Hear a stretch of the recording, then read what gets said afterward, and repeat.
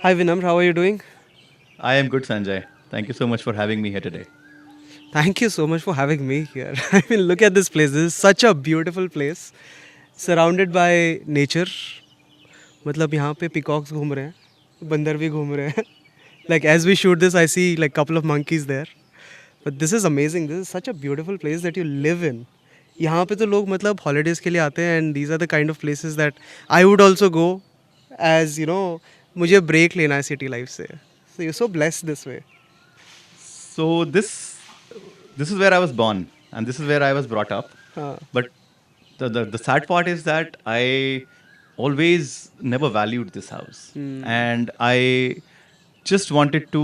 It is a smaller city, it's a tier 2, tier 3 city, and I always wanted to get out of it. And for that reason, I want to shift to Bombay. I want to shift to Bangalore. I want to shift to Delhi. It was always there, and I moved out after my schooling. For my further studies, I moved out of this place. But only, I mean, I never imagined I will ever come back here. But life took a different turn, and just after COVID, uh, COVID made us move back to our roots in a big Yeah. way, right? And this Yeah, was I did. something when I came back here, when I've seen the whole world, when I was all around, everywhere, and then I realized, oh, what did I miss on? What am I doing? After seeing all the countries and all the kinds of different lives of different places to live, I've realized that, okay, really, I'm blessed to have such a place Yeah. naturally by birth. And why Absolutely. not? Am I missing out on something very big by not being here? So I really fell Yeah. in love with nature again, and I decided to, you know, wanted to stay here Yeah, after and that. I see that you've built a small space for work here as well. And it's kind of nice. I mean, this almost feels like a dream to me. So this is again, this is all. Uh, I mean, there is a we need a place to work, and why not? We can be in a place where Yeah. I'm in the creative industry, and this kind of place is perfect to flow creative synergies. And so I wanted to have a cute little space of my own where Yeah. I could do my brainstorming, I could do my thinking, I could meet people if they visit me, and all in middle of nature. Right. And what could be a better place than this? To Beautiful. build a small glass house garden office for myself I know, and right? spend time there. It's a great place for great ideas. Creative ideas come, and I get a lot of opportunity to think again about things and come up with better and solutions and ideas for things for anything I do, all kind of works I do. Amazing. And also, now I want to also touch upon something that you mentioned, that you wanted to move out of this place and then go to a city, bigger city, big dreams, right? Everybody has dreams. And you've actually transitioned quite a bit in life, right? You've not always were a design entrepreneur, right? This you've been doing for close to 1 decade, I guess, right? Yes, Close to almost a a decade. decade. Yes. Yeah, almost a decade, and that's also a long time, by the way. And you've worked with 200 plus clients, but before that, you were something else, right? Can we talk about that a little? Sure. So again, very typical 80s born, child, where there was an era when the whole world wanted to do engineering Right. and the whole world wanted to do MBA because one simple reason, coming from a typical business family, traditional family, the right thing to do for a boy of the house or even for girls for that house is to uh, do an MBA because that makes you marriageable. So stopping at engineering was not enough, and I found my way to do more another course of MBA. Right. But I did work in the industry also for a while. Everything was fallen in place. Everything looked good on the outside, and it was just kind of a for an outsider it was a perfect life. That you're a great degree, a great job, and well settled, so called, Yeah. and so much more. But there's something inside which never, worked for me. I was just not too excited to get up every morning and go to office. And something somewhere was going wrong, is what I realized. And when I saw that, I was like, no, I cannot go like this forever. It is how far can you push? Because there's an entire lifetime in front of you. Yeah. I am a strong believer in doing what we love, and that was not happening. So this again, not so open that time to come out and think to myself that okay, what's not going wrong, or what's not going right rather. But beyond a point, it became uh, like unmanageable, and I realized that okay, I need to look back, I need to see and understand what did I need to do with my life, what am I doing with my life. And Big yeah, question. and that Yeah. is where I started to look out and found Yeah. new ways. So it's not an easy decision to just stop everything that you're doing and then you take that. Were you married by then? Yes, I had a child by then. That's insane. Now that's like crazy. That is why it took so much of time, because it's just not, the life is settled, people are dependent on you, Yeah. you are dependent on people, there's so much more happening. But if I am not happy inside, then can I give that happiness to my life, to my wife, to my family, everyone, and my son? So that question got me thinking again and again and again. And every single day I used to get up in the morning and think about it. Okay, what am I doing? There were times when I was literally speaking to myself very late nights, talking that, what am I doing with my life? Is that something, how far can I move on like this? How everything was looking rosy on the outside. I mean, the job is good, the pay is good, all that was Yeah. nice. But the question was, it is a matter of a lifetime. It is something which you need to keep doing all your life, or at least till you retire. So Very less in where life. did you cross paths with design? Because I'm sure like you were doing everything but design, True. like in your job. So how did it happen? So one thing, when I decided that okay, this is something I need to look as an alternative for Uh, myself, I began looking for alternative jobs in alternative sectors to begin with. But uh, every time now that I came with a different frame of mind, and I used to think, okay, what is that I can keep doing for life? When I had to answer that question for everything new idea which came to my mind, somewhere the story stopped. Somewhere things were not feeling right. Okay, then I started to approach it in a different way. I said, okay, let me go back and see what I have been. I've been a lover of music. I used to play guitar. I've been a lover of art. I used to do, since my childhood, I used to draw paintings. I used to do a okay. lot of these things. I said, okay, let me go and see what is that I can find out, which I can really, where I don't see the clock, where I don't stop doing it. I went back and did a little bit of analysis about, okay, during my college days, during my past life, my young age, I realized, okay, I was very active in my college days in things like editorial committee, in things like organizing of events, in things like making a brochure, making a poster, making a standee for events, and overall giving a brand identity to a particular Right. event.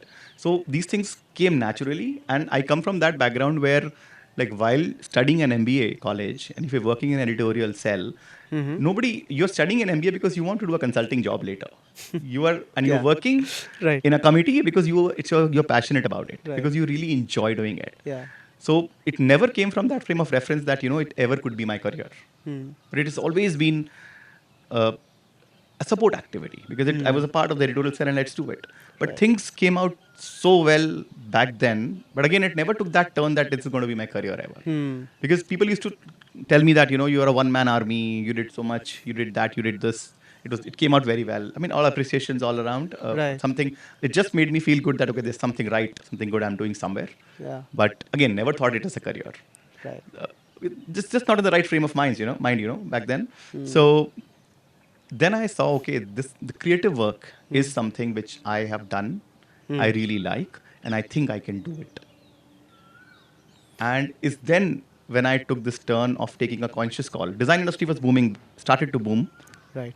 The UX UI field as such was just catching up, but it was more to do with brand and graphic side of things. Right. And it is something which I really looked forward to. It never felt like work. And it's then when I again realized that something right is happening. So Now, I that's got me have there. an interesting question here. Transitioning from your job to doing design and then starting a business. Okay. The two very different levels. And the struggle is insane because you're coming from a place of comfort, coming from a place of, let's say, eagerness to do something, then the way ahead. And because you were married and you had a child, responsibility, of course. So how did you like find a way out of this Yeah, at so work?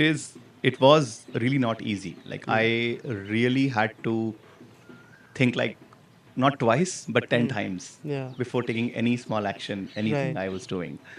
Uh, but everything superseded over the joy which I received while I did something in the creative industry, where I designed something.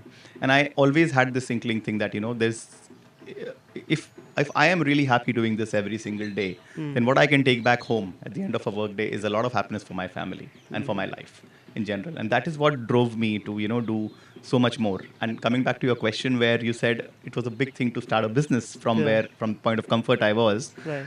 Now, that comfort was there, like I said, on the outside. Ah, But yeah. inside I was burning. Inside is something every day I used to burn myself. And I used to come back clean next day. And there were moments of very lows in terms of, just not wanting to go to office one day. Like just can't manage, can't do that. Yeah. In fact, I've done like poor things. Like I was so hating my office work back then that even I did a sub outsourcing. It was the wrong thing to my job to do, but I actually hired somebody else to do job on my Oh, behalf. wow. So now that mindset, and I think all of this came from I would Yeah. say I would give credit to my background. I would say coming from a business family, Yeah. I've always seen my family, my parents, my father, my grandfather. Everybody was a businessman, and I think one good trait of a businessman is to really find ways of getting things done somehow. Yeah. And Absolutely. and that is what. So if I had to get my job through, I Yeah. found a way. Yeah. If I can't do it, I got somebody to do it. So that's where it clicked then. And again, like going back to my roots, is there was always some kind of itch that Yeah. I want to do my business one day. Mm. I was not enjoying what I was doing. So that passion and that itch led me to take baby steps to start with, Right. and then do it. Now it was again not an easy thing because I ended up uh, I had I had nothing to begin with. I've just got this idea that I'm good at it. I Yeah. might be good at it again, not Yeah. so good at it back then. There's no validation as such except from Right. some college friends and college teachers. Is then okay? What I really went ahead and I found some friends and some family members who wanted some simple design work to be done. So I spread this word that I can help you out with this. Or Right. I was talking to my uncle one day, and Hmm. I got a conversation that he wanted a new website for his business because Hmm. he wanted to sell abroad, and Right. he did not have a website, and it was always a very traditional Yeah. Indian business, so it was not required. But then he says, why not I have one because it will just help me, export my stuff. So I Yes. said, let me do it for you. Hmm. I said, what's this was my first website project. Hmm. I said, let me do it for you. Let me see how it goes. Hmm. I mean, it came out with flying colors. Like I think he got like 5 contracts after that Oh, within six wow. months. And again, it was not tied to results back then, but the whole point was that something was appreciated and it really got validation in some form that And something something is fine. worked. What you were doing, trying to do, it worked basically in the real world. Exactly, Yeah. exactly. So not only that one instance, at least I had 5 such instances of Hmm. different kinds, and I did those small steps and did some test with my design on that, and Nice. ultimately things fell in place. So again, I am a strong believer of this that phrase, that if you try to work harder and if you work hard enough, Hmm. the world conspires to make it work for you. Yeah. So I think as long as you do the good work, as long as you are putting in the right effort and right passion, things start falling in place. And I think this is where things began. And by the way, I was doing all of this on the weekends. My days had become Oh, a 16, 18 hour a day, easily work days, like crazy. beyond like 8 hours of office, 9 hours of office. And after that, usual office, and then this. So it was more of a Crazy. weekend work and more of a daily after work thing. That's And insane. and so I mean, this was because I could not let my family suddenly Yeah. stop that at the middle of everything, right? So I Yeah. had to take care of the responsibilities on my head. Yeah. So I had to do this. But again, the passion was so much, and it led me to do so much more that I could work an 18-hour day for months in a row, for Wow. months in a row. And when start showing a little bit, like I start feeling that I'm able to do things, and I Hmm. got some network built out. I got Hmm. one, and good work Yeah. spoke for itself. One person referred me to other, third one referred me to fourth. That's how it is. That's how it grew, and ultimately, I took that leap of faith one day, to register a business of design, and the industry was booming already. I think I just was in the right place at the right time also. A bit of luck, but I think expanding the surface area of luck was also important. Quite impressive. Quite impressive. Now, there's so much conviction to do something, so much drive to actually do what you really want to do, right? And then work towards it multiple hours in a day, and then on weekends as well. Now, you will definitely come to a place where you say that, okay, now I'm able to do this, but I need to delegate some work, right? Now, you also mentioned that coming from a business family, uh, you get the work done.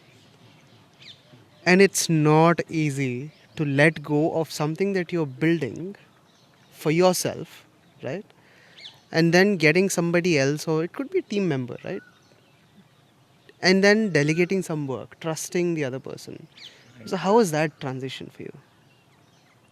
Phenomenally difficult, I would say. It is one of the toughest problems we deal as business owners, and I wouldn't say that it is 100% solved for me today. Till today, it is still there, and hiring has become even more problematic in today's age. Somehow, it's the rules are changing, the style of working is changing, Yeah. the thinking is changing of current generation. So Right. it's a lot more task to find the right candidate for you to work for.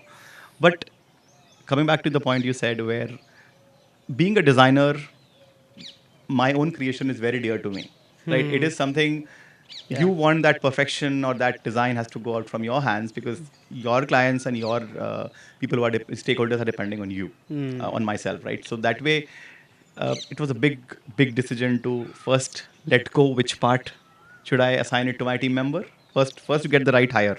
Once the hiring is done, now the next step is, okay, which part should I give, and whether the person will be able to deliver or not, Yeah. whether the client will be happy or not, Yeah. whether the outputs will come or not. Yeah. Because, see, we believe in business driven design, Yeah. and it was very important. Why would anybody invest in design? Because ultimately they need to get a business out of it. Yes. And now that comes with experience. So somebody junior, very difficult to trust. So I made some systems, I made some Yeah. process changes internally, Right. where the handoff became easier. There was a stage when the project could be let go to a junior designer who can take it forward and deliver to the client. And the strategy part, of course, was largely handled by me. Till today, I take a very large part myself, involve myself a lot in the strategy bit, because I think we are totally about uh, design that works. Now, it works, it means driving business metrics.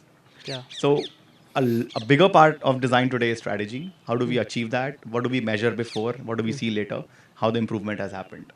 Can we have a small example of this? Like, what do we measure? Like, Yes. So, one simple example I can give you of a project. I was working for a Y Combinator company based in India. They recently closed Series C funding at their end, okay. but these guys were working. They were making very interesting. They were working for the next. They're making an app for the next billion users, which is Oh, wow. the middle class and the people who are the delivery boys, Right. the people who serve Zomato and Swiggy, Okay. people who deliver for us, right? Right. There are. So we are trying to build a fintech application to solve their financial security needs. Oh, wow. So Okay. banks don't serve them easily, because they are a little lower strata of the society, and they do not have a great credit history to get a loan or to get any financial instruments. So it was an app which was thought from scratch. I was a part of the founding team to think on the design side, and we really have these conversations with a lot of delivery workers, a lot of people, and by talking to them, we understand their real needs. I mean, there's a reason why one cannot say buy a expensive phone, but they still would want a bike. So now both are expensive or similar priced Yeah. items, but now there are priorities, there are things which change. So by talking to these people in a certain way, we really understood that okay, what are the things which drive them? What are the things we should design so that it caters to their needs? And so that product ultimately designed where, so there were existing apps before, Right. but it was just task oriented. You get a delivery assigned, they get the order, they go and pick it up and deliver it. but we made an engagement app where there were a lot of financial needs being solved for them, which led to higher delight rates, which led to higher adoption, which led to a lot more uh, conversion in terms of getting more orders and people delivering more orders per day. So metrics like how many orders did I serve today? What is my distance which I traveled today in general, like just to measure, and uh, how well engaged I was, how many hours of app usage I have had, how much actions I have taken on the app, and things like, okay, a small tweak we did was we have to introduce some small games while they're waiting at the red light or traffic signal. Right.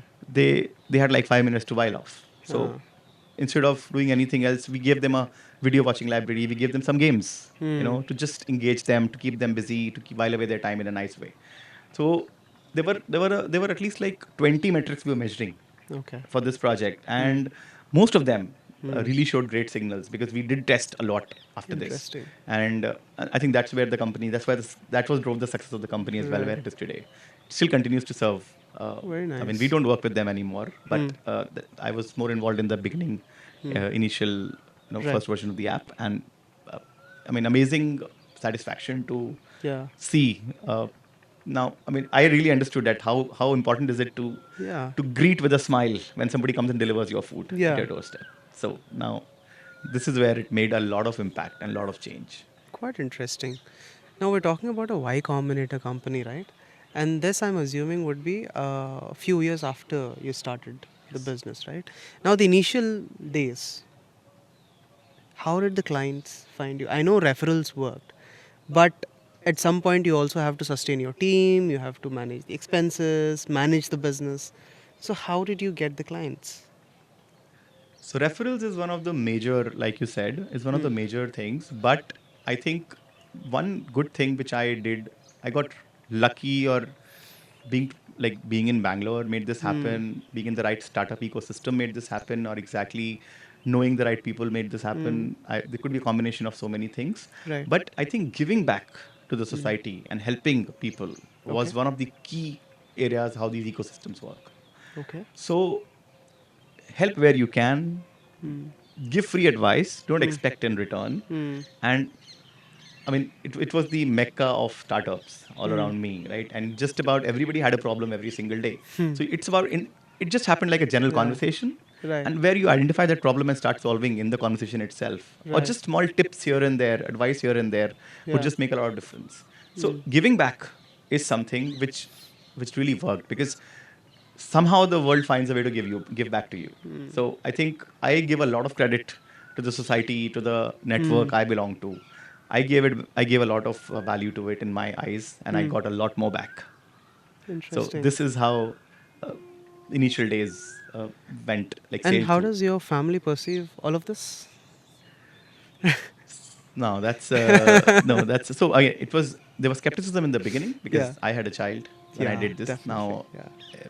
traditionally, families, the parents are a little older. They think that Yeah, that's why I'm asking you, they because you think- said traditional business families. So right? they think, no, it's how will you survive? You only take care of your child. Like, don't leave your job. It's Right. not something which one should do. You find an alternative first if you want to, but then do it. I said, it'll never happen. You cannot never perfectly be aligned on something else while doing one thing. Yeah. So there has to be a combination, and there will be some kind of uncertainty involved. And I did ask that question. What is the core of a business? It's a risk. If I'm not willing to take any risk, then how can I do any business? Yeah. So even today we say, right, that business and risk go alongside in any business for that matter. Yeah. So having that in blood helped, I think, and that is what it is. And coming to today, I think everybody is happy, much happier than Right. ever. And it was one thing I always have grudge of is. My parents still don't know what I do because UI UX is something which is very difficult for anybody of that generation to understand. Yeah, I think that's like a generational thing, because even my parents somehow find it very difficult to explain. Explain, They do right? understand, okay, what I do, but then it's very difficult for them to explain to people that, okay, this is what it is. My dad would always say, "Ki, acha, maybe he does, graphic design. You know what? I'll make him talk to Exactly. you so that he can explain ki kya chal raha hai, You kya just kar spoke raha my hai." mind. Exactly. Like if the friend comes at home and he's like, okay, what does your child do? Okay, Oh, you only explain. That kind of scenario is very common to have. Yeah. So yeah, that's the goods of it. Like it's fun, but it's fun Yeah, to it's fun. but it's really fulfilling to be a part of something which has looks like it has a bright future. And I think it's getting commonplace. It's getting a norm, becoming a norm now. And I think everybody's looking forward to design. Yeah, yeah. I think the importance of design is definitely growing. And India, the perception of design has also changed.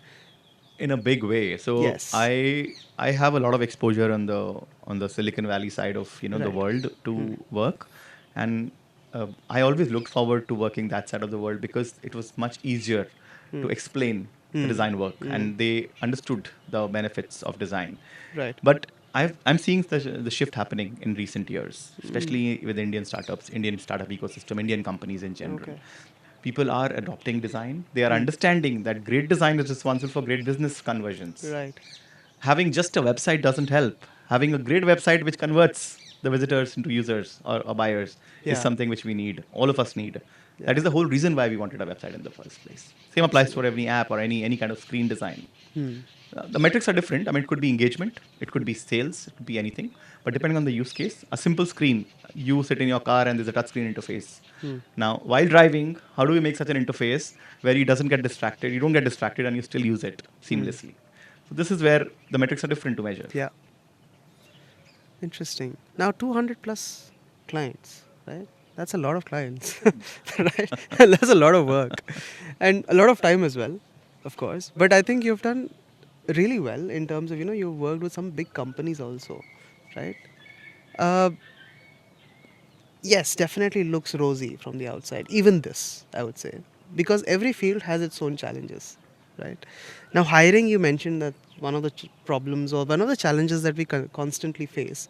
Even I face that challenge when I have to hire for because it's difficult to find the right fit. Now, that is out there, right? That is out there. But business is about numbers, right? Were you really good with numbers? So I have a story here. So till today, if I see an Excel sheet open, my mind stops. It just blocks. I always loved beautiful interfaces, and Right. that's what made me think a simple to-do list on a plain dock will not work for me. I would want to use a to-doist or something which can make it beautifully present so that I can think around it. So what I did is I started using Airtable because they were beautiful spreadsheets when they Right. came, Yeah. pretty much. And but coming back to your question, the numbers being a see, I realized very late in my life that I am. So there are two kinds of brain size, right? One is a number analytical side of the brain, another is creative side of the brain. I was more on the creative side, and naturally, if one is more on the creative side, then he's weaker on the number side. So till today, I struggle with numbers. Till today, I struggle with this. What I have done here to manage this as a business to run successfully is I have outsourced the numbering, the finances. Ah, okay. I'm fortunate to have some CAs in my family Oh, okay. who are close to me, who are helping me out with these kind of things. And I do keep a check on numbers for sure, but at least I can keep it at basic. I can keep how many Right. clients, what converted, how much time, what is the time to delivery, what is customer acquisition cost, these kind Right. of things. But Right. I do not need to get into nitty-gritties of numbers anymore. So again, designing for it. Yeah. So I think I believe in designing for everything. I mean, not Yeah. for your life, for everything. So Yeah. that's how it is. I mean, I see what you're doing. See, I mean, what I noticed from this is the conversation that we're having. Initially, you were not happy with what you were doing at your job. Then you sort of saw that as a challenge, as a problem that you were facing, and tried to solve that. And you solved it. And then you went on to the next level. Then there was some other challenge. You're solving that. And then you solved it for your family. Now, for yourself, when you're running the business, you had this problem of, or let's say consistent problem that you are facing with numbers. Now that you sort of delegated, sort of got it off your plate so that you can focus more on it. So you're sort of designing your own life here, right? Yes. So I really believe in what good a designer be if they can't design their own life. Like I Ah. mean, it's all the way we live, right? Preach, preach, because Ultimately, it is the design of everything, right, which matters. And I really took those steps to design my life. It was a long-term decision. It was a long-term step to take. It doesn't happen in a day, but being consistent towards it and making sure that take these baby steps to make that happen ultimately is what Right. matters. So, and I'm a strong believer that nothing is impossible. Like nothing is impossible, really. Like I joke to myself that when I first heard that I mean Bangalore auto guys are very notorious, famously notorious. When I saw them first time, they were listed on Ola app. I was like, wow, if Ola can do this, then anybody can do anything in the world, right? That is so. I mean, that was back then, Right. early days in my career, many years ago, in of Brandhero. But uh, so that is where I feel if I wanted to live here in this house, I had to take those steps to make sure that happens over time. I had to develop a location independent mindset, first to myself, then first to the team. I had to develop a time independent mindset, first to Wow. myself, first to the team. Yeah. We work asynchronously today. So if I say that, I mean there's no, except for some live meetings which clients demand, and there is always need of that. Yeah. But in most cases, for our day-to-day operations, we are asynchronously working. There are common documents, common places where everything is stored, and one is not waiting for others to put update. Wow. So one gets to see when they start their time because people are in different time zones. Oh. The team is scattered around time zones. We are working across the world.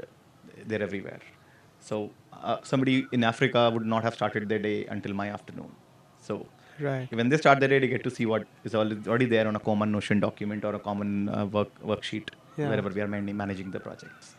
So designing is everywhere, like I said. So find ways to make it work, make it happen. Time management. Right. Time management, yes. That's the big, big challenge that designers or creative people face. And you've sort of worked it out well because I see you traveling quite a bit also. Like I mean, every other day, I think, not every other day, it could be just, month on month, I see, okay, now he's traveling, he's going to Thailand. Okay, now he's going to Europe. Now you're telling me again going to Europe. No, so So, it is actually very ironical. I think all my network, all my friends, all my family, everybody, they think that I'm always traveling. It is you not. are It is. traveling. See, you also think that way, right? Yeah. But it is not the case. It is really not the case. I, I travel like 3 times a year. If I say it's not too much compared to like others, but Okay. somehow I talk about it a lot. I think to my friends and family, and that is why they think that I keep traveling all the time. So, which is Right. I keep giving explanation. No, I am right here. I'm not traveling. Like I told you, I'm going to Europe, but it's going to be Right. going. I'm going like 3 months later. Right. So, but you'll have this thing Yeah. in your mind for 3 months that he's gone. And Yeah. when I go really Probably. after 3 months, then he says, okay, he went again. So I think there's something somewhere. I'm kind of very tired of telling people that, oh my God, no, I'm not that. But I love traveling, having said that. So given a chance, I will do 6 times a year. Yeah. But again, like I said, time management, I mean, I have to run a business, take care of a family, a Yeah. lot more to do. So it Yeah. doesn't happen. I mean, dreams do happen, I believe, but Yeah. not always. Sometimes they have to let go. So now, remotely asynchronous work, how are you managing it? Is there anything in particular that you felt like, okay, this is something that I've gone through, the team has gone through. Now, if we do this will solve the problem. A systemic change that we're talking about. Yes. So since past about 1 year or so, uh, I'm a strong believer of systems. I think processes are key to getting great work done. And they're not dependent on whims and fancies of any individual thought process. So if I'm able to, by doing say 200 projects, as you said, Right. 200 was a number which we tracked, I think, until last year or so. There's a lot. I think Yeah, it's a so bit more there's now, more. but. Yeah. Uh, but having said that, process is the key. How do we, what we have learned by doing these projects is, okay, there are some common problems which emerged. There's some common issues which emerged which we know how to fix. So how do we draw those patterns and how do we make them, put them in a playbook so that that becomes a more systemized and process oriented playbook for every project. Right. A project can be different kinds. We do a couple of different kinds of project. We do a web project, we do a branding project, we do a UX UI project or a product design Right. project. Now every project has their own different playbooks to work with, and every project is somehow linked to a certain way of solving it. So that playbooks have helped, and that playbooks have made it possible for us to seamlessly sail through projects and time better manage our time that way. Right.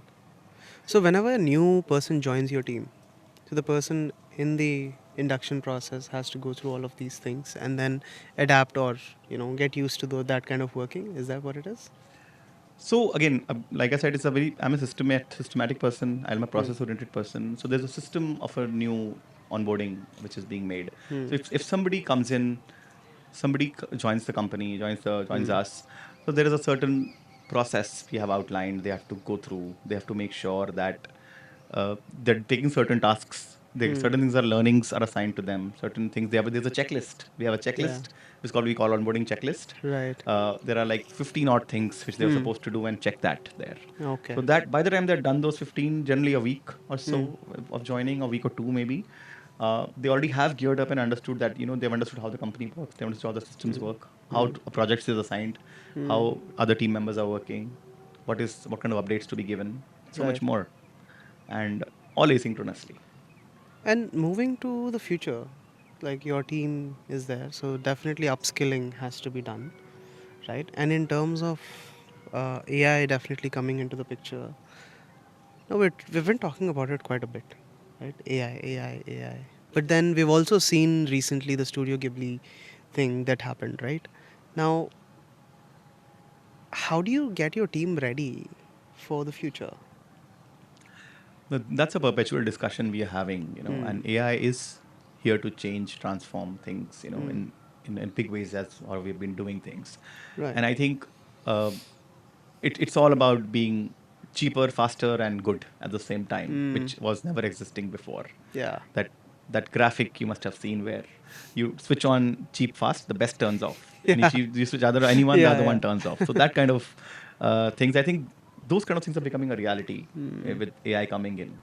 Things are which used to take hours and days now just it's a matter of few minutes. Yeah. So uh, definitely, as a creative industry, as of now, it's less affected, but but changes I can foresee. Again, being a visionary is a part of being a businessman or being a Yeah. business owner. So I can see that what's coming, and I can see how it will transform the way we work. So being an early adopter, Hmm. not fighting against it, but fighting with it, or maybe making it a kind of a co-worker along with you is what the key is. We have started adopting AI in our workflows already in big ways. We have all the grunt work is almost eliminated. I think we are focusing a lot more time on real creative work, which Right. say AI is still not able to do so well. Right. And as AI progresses, as things move ahead, we will be in a position to adopt it in the right way so that we use it to our advantage. We do not want to get driven by it, rather use it to drive our work forward in big ways. That's amazing. And to all the people who are applying to Brand Hero, right? I'm sure you see a lot of portfolios, right?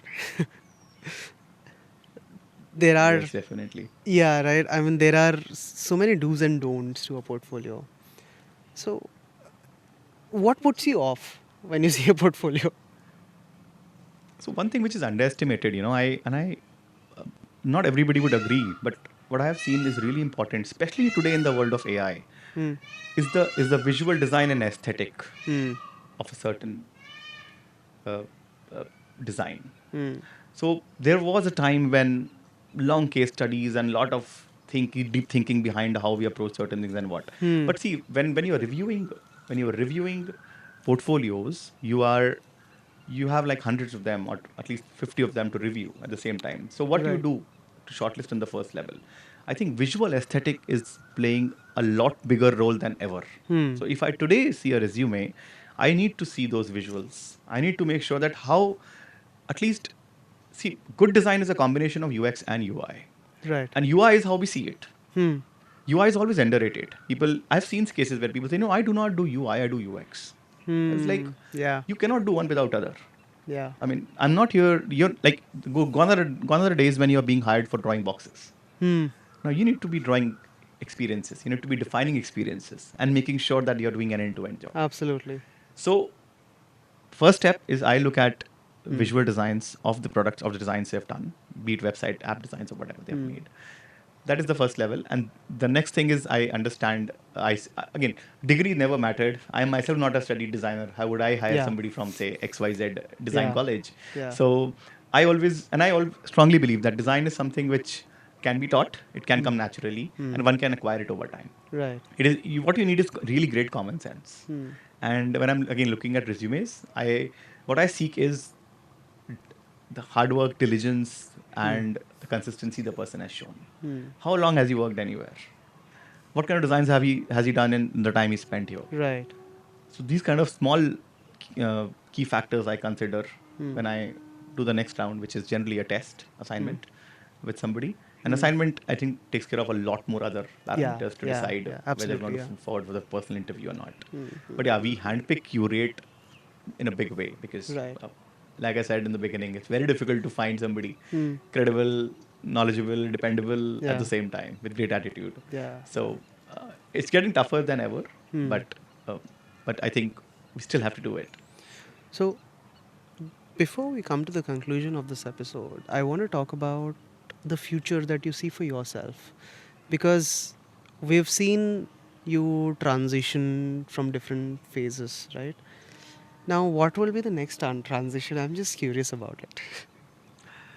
Now, this is a tough one, so because it's really been a very uncertain world today. But what I've really felt I've been thinking about this for a long time, and what I've realized is design is going nowhere. Design is in fact getting more integrated in our lives. I am a strong believer of design is an expression of our own self. Now, especially screen design. Screen is everywhere, right? You see it on Yeah. your TV, you see it on your car, you see it on your phone, Yeah. you see everywhere, like games, wherever you go, be it a booking kiosk, the screen Yeah. ultimately, right? Right. So, and what makes one use a screen? I mean, apps are there to stay. You're not changing. You're doing everything. We are ordering groceries on app today. Yeah. We are controlling our ACs on app today. We're controlling our homes, lights, everything on app today. So much more, right? Car, so much more. So they're here to stay. Now, why would you use one app over other when there are 10 of them doing the same things? Yeah. Why? You do it because that particular app is a reflection of yourself. How you think, what resonate with you matters. So design is everywhere, it will stay. Now it's only a matter of time how we make personalized interfaces, how we make it more personal for one to understand and realize for themselves, so that they feel comfortable using that. So future could be like there could be one app for everything, right? You want to order food, you do it here. You want to turn off AC, you do it here. You want to call somebody, you do it here, right? It could be one. But then why would you use it? Because it shows you what's needed at that point in time of your day. So it's going to be here. It's going to be here. But we are just going to be moving and advancing with technology and making sure that we are making it a part and parcel of our process and understanding that AI is not here to fight with. AI is here to make your coworker, make your friend, and move along, so that you make better, bigger, and more like that. That GIF has to be Yeah. reality. You Yeah. make how do you make fast, best, and the cheapest? Cheapest. But again, cheap. Interesting. I have a thing to say here. Again, cheapest is when I say cheap, it is comparison with how things are becoming commodity. Yeah, See, yeah. we as a studio, we really believe that it's value. Ultimately, if one would pay, if it is really giving a lot more value to them. Right. So when I say cheap, it doesn't mean cheap or comparison to others, but it means deliver what it's worth and gives a lot of value to the end user. Right. That's how we like to think when it comes to pricing as well. Amazing. I mean, beautiful things shared in this episode. Like, so many places where you have to stop and you really take that call and take that decision and follow it. Right? A lot of Yeah. conviction needed and a lot of, what do you say, focus and dedication to your work. That's like commendable. I mean, I think close to a decade you've run a brand and Brandhero, right? Right. So that's amazingly done. And before we sign off for this episode, I want to ask you one thing that, in this whole journey, uh, the lowest of lows to where you felt like, okay, now I am comfortable. So, what was that moment? So I think I feel this is a tough one now. So I think there was a time when, when I used to come back home from office, Mm. I used to come to one happy place which I look forward to. Yeah. Right? I'm done for the day. I want to come back to my family, to Right. my uh, wife, to my son, to my parents, is to share with them what did I do, to Hmm. share with them how did the day go, to have dinner with them, Hmm. to spend some time with them, to watch some TV with them, if of some family time, and uh, that never happened before because it was just a struggle. It was just happening. Things were moving so fast that I never realized. I mean, it did happen though. We used to make it happen, but it was felt forced. Right. When things started happening this natural and this thing naturally, see, success is how you define Yeah. for oneself, right? Absolutely. So when and the biggest definition of success for me is time freedom. Hmm. So if I have can come back home and spend some time with my family, it's then when I say, okay, I'm doing the right things in the right way at least, and this is at least taking me in the right path. So that's what makes all the Wow. difference to me. So well answered. Thank you. Thank you so much for sharing your thoughts and your story on the podcast. Definitely, I've learned a couple of things here today. And designing your life is something that I'm picking up from this episode for sure. And I'll have a lot of work to do. Thank you for leaving me inspired today. And the pleasure was all mine, and I'm glad that I came here, and thank you for you to having me here.